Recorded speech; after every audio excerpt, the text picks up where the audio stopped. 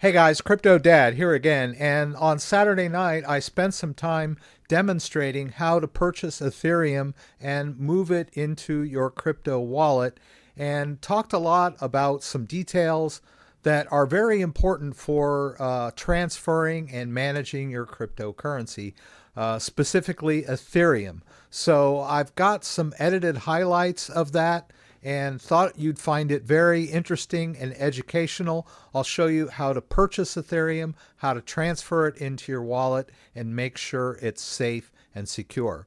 Also, as a brief reminder, I'd like to let you know that Ledger is conducting their August sale where they're giving huge rebates when you purchase any of their products.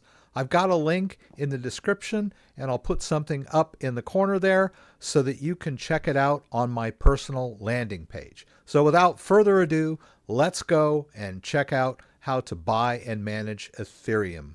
Okay, so I did want to buy some Ethereum tonight and put it in my wallet. So let's go over to Coinbase.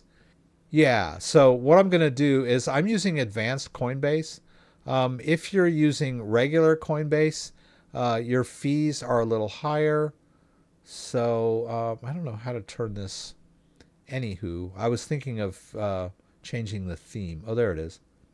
Yeah, this is normal Coinbase. Most people might be more familiar with this interface. I like to use advanced Coinbase. I find it a little more powerful and the fees are lower. And I have signed up for Coinbase One.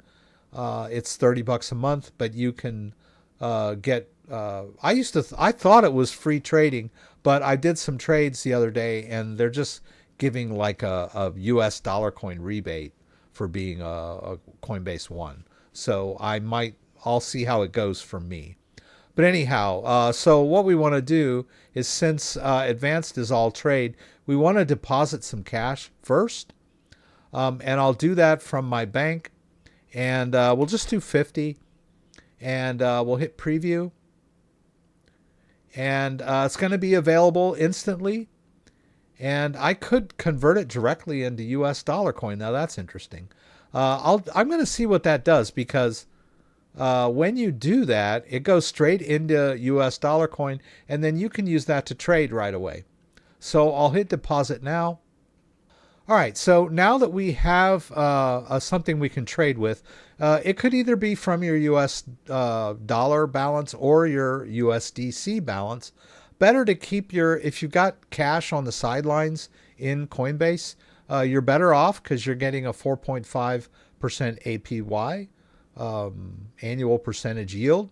That's pretty good for just sitting there doing nothing in your Coinbase account. So what we want to do is go over here to spot, and we're going to look for Ethereum. And what we want is the ETH US dollar pair. And notice over here on the side where we have the little trading interface, we can switch from cash to US dollar coin. It's pretty much the same thing, right? So let's see. Was it going to let me buy this? Yeah, there we go. So I just hit max, and all my US dollar coin is available to make this trade. I'm going to do market. Dan has been lecturing me about doing limit trades. I'm just so impatient. So I'm going to go ahead and stick with the market trade again. There, I'm getting a rebate of 9 cents. The trading fee for this is only 37 cents. But I'm getting 9 cents back because I'm a member of Coinbase One. Oh well. So we hit buy ETH. All right. And then go back to our portfolio. And now we have Ethereum in our Coinbase account. So let's move that Ethereum from Coinbase to our wallet. Now it's funny. I was going to do this with Kraken. I forgot. But I just went, my natural instinct was to just do Coinbase, but that's fine. Let's go over to our Ledger Live, and in Ledger Live in our portfolio, we can see all of our assets. And if we go to accounts, we can look at each of these different wallets that I have. Notice when I'm in portfolio view, it's going to combine my accounts into one. So if you have more than one Bitcoin account, it'll just show up as a total balance in your portfolio. But when you go to the accounts, you can see the individual accounts. You can think of them as wallets as well. They are individual wallets, each one of them, although they are derived from the same master private key of the device. Now, in my situation, I'm managing more than one device in my Ledger Live. So as you can see, I have the accounts named accordingly. So I know which device goes with which account. So I've got my Solana here that's associated with my Stacks device. Bitcoin is, this Bitcoin account is associated with my Flex. This other one is my Bitcoin Flex Orange, right? So I've got all these devices here. So let me just kind of show you. So yeah, I've got my Stacks, my Flex, my Bitcoin Orange, and my Solana Edition Flex as well.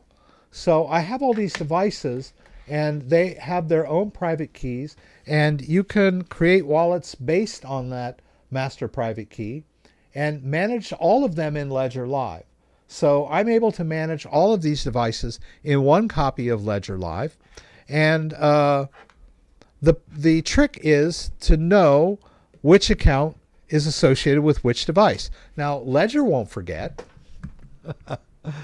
If you try to manage crypto from one account and you have the wrong device attached, you'll get an error message.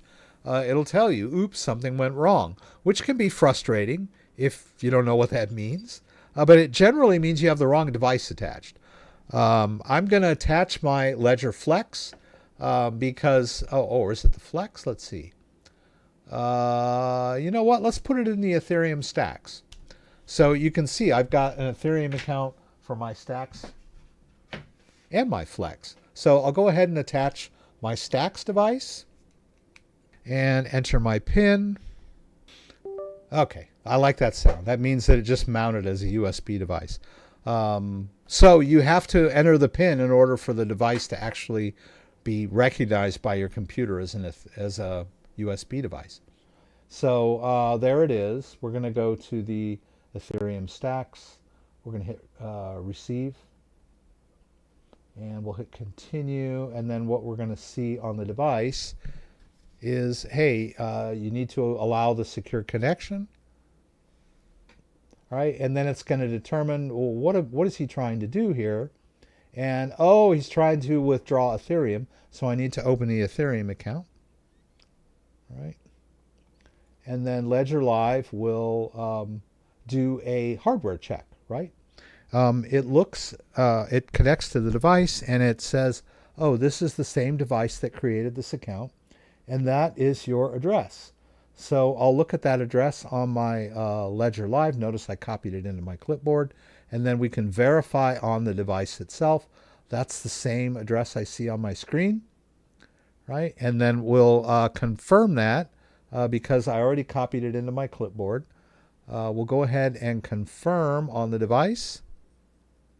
And the address is verified. And then you'll notice that Ledger Live just kind of goes back here and the address goes away, which is why I copied it into my clipboard before I hit confirm, right? So I got the address in my clipboard. I don't need to stake. We're going to go back to Coinbase. We'll go to my Ethereum. I'm going to click right on the Ethereum so that I can manage my balance, right? I want to do a withdrawal.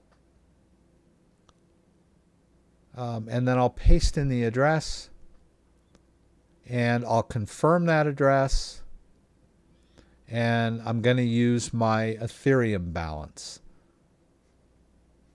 And I'm going to use the Ethereum network. This is going into an Ethereum wallet. Now, a lot of people get kind of tricked because they'll go, oh, Base is free.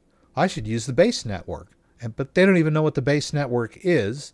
They just know that it's free, right? So they use Base network, and then they never get their Ethereum in their Ethereum wallet, and they wonder why. I'm like, because you used the wrong network. So you have to be careful. If you understand what these networks are and you have a base account in Ledger Live, Ledger Live does support the base network, so you can have a base account in Ledger Live.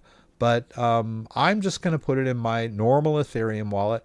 I'm going to, pay that 18-cent fee. I'll do max, and said it's going to take about 1 minute. I'll hit send now. And what's it going to do here? Is it going to give me this again? Twiddle its thumbs? Oh, okay. It hit send. Okay, good. All right. And then we'll just go back to Ledger Live, and we'll hit sync. And it should come in pretty quick. It said it was only going to take about a minute, so that's cool.